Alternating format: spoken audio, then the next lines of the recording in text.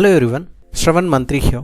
Welcome to our channel CSE GURUS. In the next video lectures, we are going to solve Hackerrank problems and we'll see each and every question like we have to go to this prepare and go down to the algorithms. We'll take this algorithms topic. Inside it, we want to solve all these questions. And anyway, we'll start with the first one is a subdomain warm-up. There we'll find 10 questions. First we'll try to solve this, followed by the next questions like every subdomain. Before we start, I recommend to watch this patterns in C tips and tricks video in my channel, where you can get coding shortcuts and patterns, how easily you can make it. Trust me, you definitely can feel like the patterns are very easy if you watch this video. So here in the problem solving, we have selected the subdomain warm-up. In that warm-up, we have 10 questions we are solving now. Going to the first question.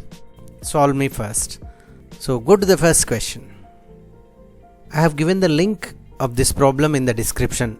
You can see there the description. If you click on exit full screen view here, okay, the question will look like this, where you can find first problem statement. Any question you will find first problem statement, then function, what you have to implement the function and what it has to return, which is either what is a value or set of values like that, and the constraints, what are the constraints for each variable. Then you will find a sample input followed by sample output and how the output you got it, like the explanation how it is correct. So you will find all those things in every question. Now we are taking the first one. In this question, the simple thing, you have to take two values a and b, you just have to return the sum. How to make it? It's a very easy question, we'll try to make it. So the simple thing is, if you have two variables, in order to add them you just have to use the operator plus. I'll just make it, just I'm taking a plus a and b, and I'll return simply a plus b. You have to write the code here. It's, you call it as editor. You have to select the language here, which language you want it. I'm selecting the language here first, Python 3. In this you can see first the inputs, how to take everything will be given. What you have to do is only you have to implement the function. That is what mostly you have to do here. So here num1 it's an int input, num2 it's an int input, it's taken. Solve me first, the function has to be implemented. Here it is given.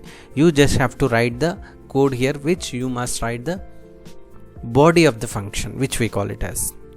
Now a and b are given, so how to get the answer? You need to return an integer which is a sum. Simply I'll write return, what is that, a and b, return a plus b.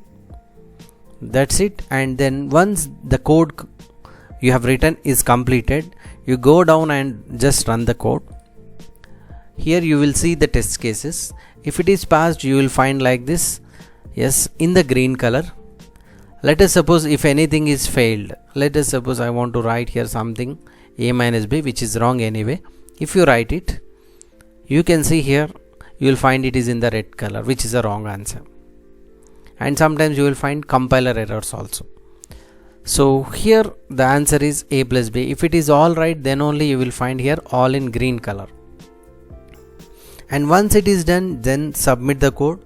It will check for the remaining test cases also. Anyway, here you have only 2 test cases. Sometimes you will find for some questions 5, sometimes 10, maybe sometimes 20, like that.